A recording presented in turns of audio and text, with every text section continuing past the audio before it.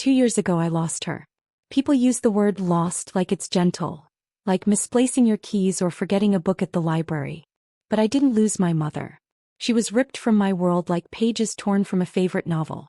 One moment we were laughing in the kitchen, our hair still wet from the rain.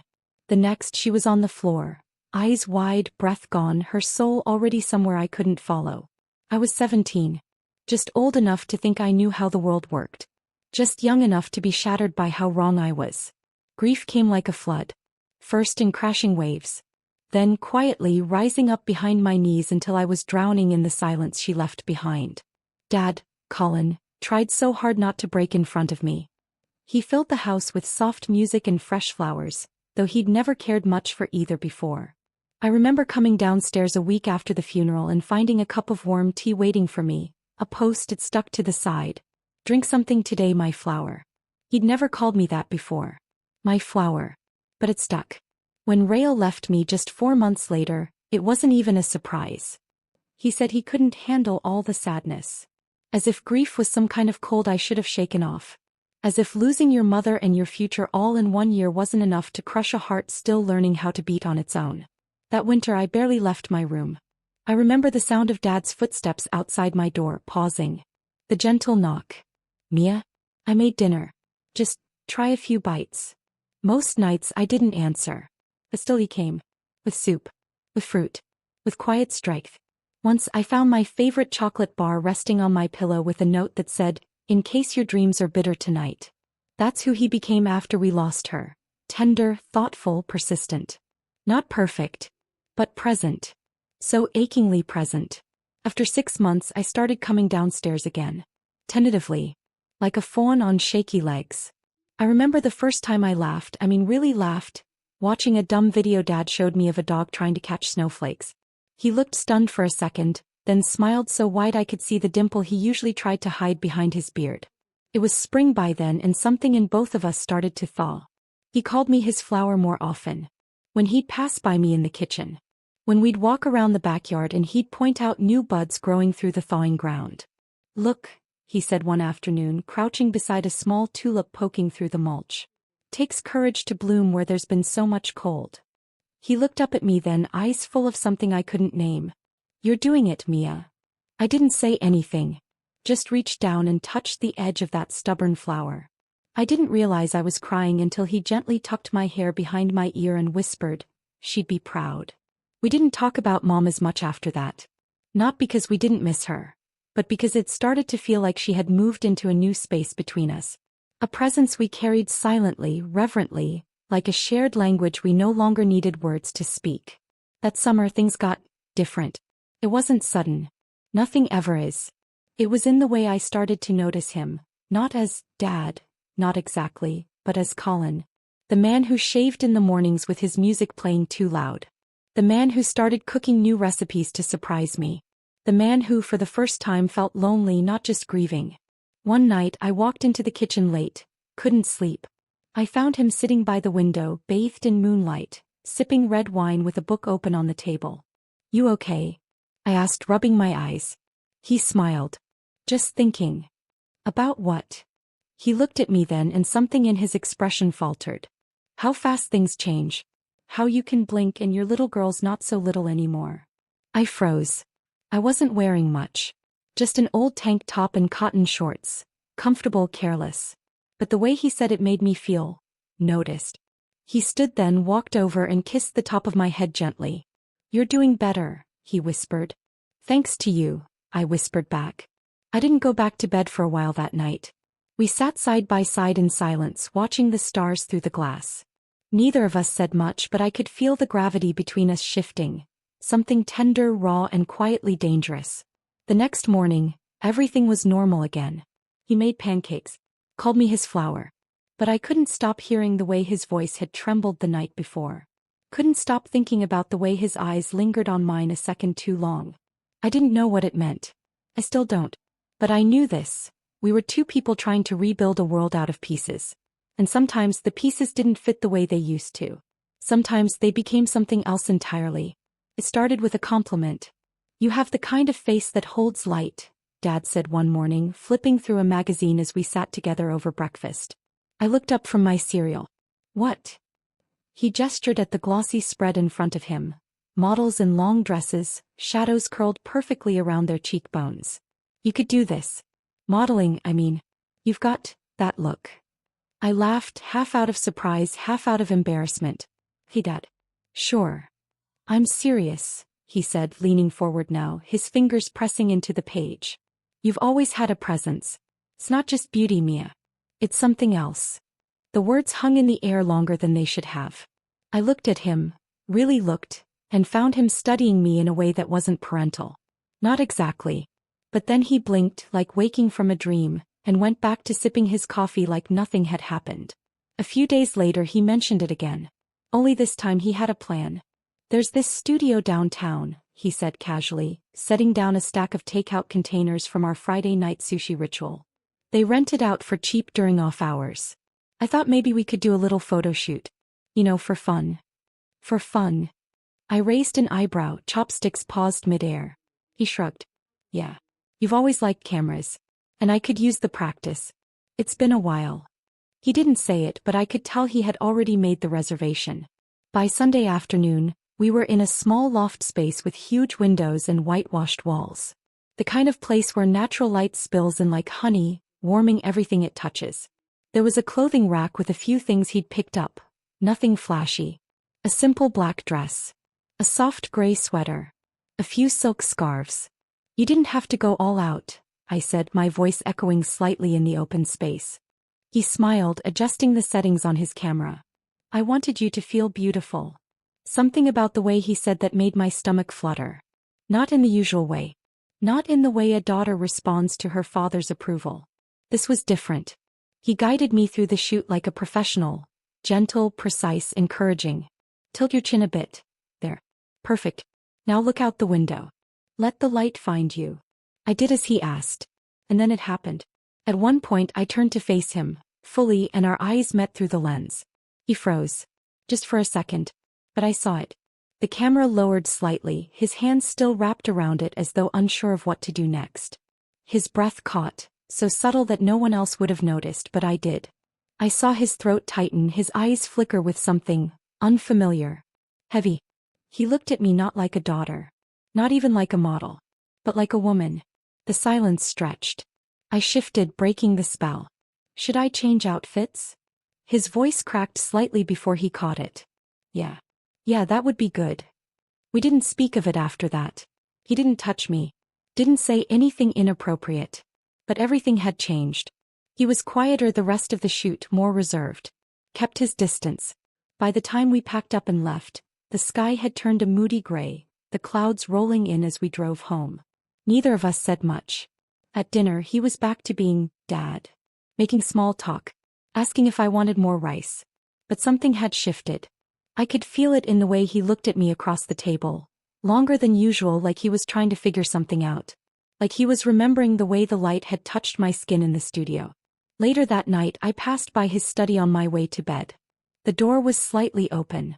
I paused, hearing the faint click of a mouse. He was reviewing the pictures. One after another, slowly. I should have kept walking. But I didn't. He didn't notice me there in the hallway, watching him watch me. His face was unreadable. Not admiration. Not pride. Curiosity. Longing. Conflict. The next morning he acted like nothing had happened. He made coffee, packed the dishwasher, even hummed under his breath like he used to when Mom was alive. But all day I caught him watching me. Not obviously. Not in a way that crossed any lines. But with a kind of focus I wasn't used to. As if I'd become something new to him. Something he didn't quite know how to name. I told myself I was imagining it. That I was misreading everything. But then he stopped calling me my flower. And that hurt more than I expected. Days passed. Then weeks. Dad didn't bring up the photos again. Neither did I. But something lingered between us, delicate as frost on a window pane. Transparent, beautiful, and dangerously easy to shatter. He'd return home from work and find me in the kitchen, barefoot, humming to myself as I stirred a pot or wiped the counters. And instead of heading upstairs to shower or changing out of his suit like he used to, he'd linger. Leaning against the doorway. Watching. At first it was just quiet moments. I like when you cook, he said once, his voice softer than usual. Makes the house feel like life's still going. Then I'll keep doing it, I replied, avoiding his gaze as I chopped onions. But I felt it. The shift. The air thickening. The way my hand trembled slightly against the cutting board. He started helping. Bringing in wine. Pouring glasses. Cutting vegetables beside me like it was the most natural thing in the world. Sometimes his hand would brush mine and we'd both freeze, not visibly. Just enough to feel the stillness between us swell. Once he reached up to tuck a loose strand of hair behind my ear. You're always in motion, he murmured. I forget how young you still are. I looked up at him. You forget or you try to? He blinked. Then smiled faintly. Both. Nights became slower. Softer. We started watching old movies together, the kind Mom used to love. Audrey Hepburn and Cary Grant, and that slow old-fashioned romance that stretched scenes into silences you could feel in your chest. We'd sit on opposite ends of the couch at first. Then closer. Until our shoulders touched. Until the blanket we shared pulled us even nearer. One night, as the credits rolled, I turned toward him and found him already looking at me. What? I asked. He shook his head, but his eyes didn't waver. You've grown into someone remarkable. I laughed, trying to deflect the sudden tightness in my chest. Yeah, well, trauma's a great motivator. His smile faded. I didn't mean just strong. I meant luminous. The word caught me off guard. No one had ever said that to me before. Not even Rael. It wasn't about appearance, it was about presence. And the way he said it made me feel like I was glowing from within. He looked like he wanted to say more. But he didn't. Instead he stood, said good night, and left me there staring at the static on the screen. It was after that night things began to change in earnest. We were no longer pretending not to notice each other. He asked me to go on long walks with him in the early evenings. Not quick ones like before. Slow, meandering. Like he didn't want to go back home just yet. Like he wanted the sky to darken while I talked about books I was reading or shows I couldn't finish because they reminded me of Mom. Sometimes we'd sit on the porch swing and drink tea. I'd rest my head on his shoulder, something I used to do as a child, but now it felt different. His breath would catch. His hand would hesitate before brushing mine. One night I whispered, "You still call me your flower sometimes." He turned to me slowly. "You noticed?" I nodded. "I stopped," he said, voice rough, "because you're not a girl anymore." And every time I said it, I felt like I was trying to pretend you hadn't changed. "I'm still your daughter," I said. "Of course you are," he answered. But then after a pause, "And yet, sometimes when I look at you." He didn't finish the sentence. He didn't have to. Because I felt it too. It wasn't something I wanted. Not in the way the world would define want. It was something else. A pull, a warmth, a thread that tied us together in ways neither of us had expected. We weren't acting on anything. But the not acting became the hardest part. Every glance became loaded. Every touch accidental but lingered. Every silence spoke volumes. One morning I came down early. I couldn't sleep. The house was still golden with sunrise. He was already in the kitchen making coffee. "You're up early," I said, wrapping my sweater tighter around me. "So are you," he replied. We stood there for a moment, the smell of beans and cinnamon in the air. He handed me a mug and our fingers brushed again. This time neither of us moved away. "Mia," he started but stopped. I took a deep breath. "What are we doing?" His eyes met mine, searching. "Trying not to ruin what we have." "I don't want things to change," I whispered. "But they already have," he said. "Haven't they?" I nodded. The honesty between us was unbearable. But it was also a relief. Like finally breathing after holding your breath for too long. That day we didn't speak much. But he looked at me differently. Not like I was fragile or grieving. Like I was someone he couldn't look away from. Then I started looking back. It was raining the night everything changed. Not just the quiet kind of rain that tapped against the windows like a lullaby, but the kind that came with thunder low in the sky, rumbling like a distant truth finally stirring. The kind of rain that made the world feel smaller, like all you had was the space you shared with someone inside. I'd had a long day. I was stiff from too much reading, too much thinking. I couldn't seem to quiet my mind, and my body felt like it carried the weight of everything I hadn't said. When I came downstairs, the lights were low. Soft jazz played from the speakers in the corner. One of Dad's old records from before everything fractured. The air smelled like rosemary and linen. Safe. Familiar. He was on the couch with a book in his lap, but he looked up the moment he saw me. "You okay?" he asked, setting the book aside. I offered him a tired smile. "Just tense." He gestured for me to come closer. "Want me to help?" I blinked, unsure. "Help?" He smiled gently. "Come here. Let me work on your shoulders. I used to do it for your mom when she got headaches. You've been carrying yourself like your muscles are fighting each other." I hesitated, but then I nodded. He stood, moving the coffee table aside to make space, and I sat cross-legged on a pillow in front of him.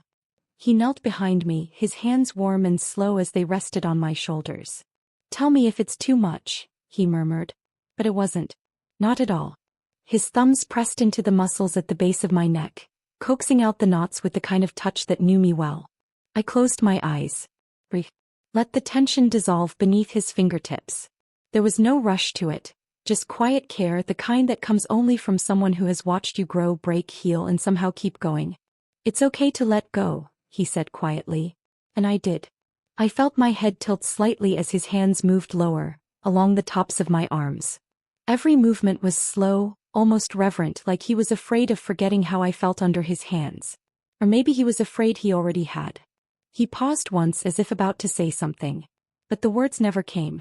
Instead, his hands slid back up, one resting lightly at the side of my neck, the other cupping my shoulder. And in that moment the air between us changed, thickened. I turned slightly, lifting my face to meet his eyes. What I saw in them wasn't hesitation. It was something deeper. Recognition. His hand moved to my jaw, barely touching, his thumb brushing just beneath my cheekbone. My breath caught. My heart stuttered in my chest. "Are you okay?" he whispered, so close I could feel his breath on my lips. "Yes," I whispered back, though it sounded more like a question.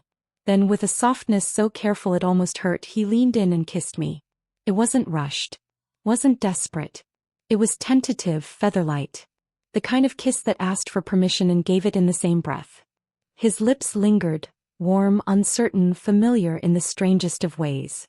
My hands didn't move. Neither did his. We stayed like that for what felt like an entire season.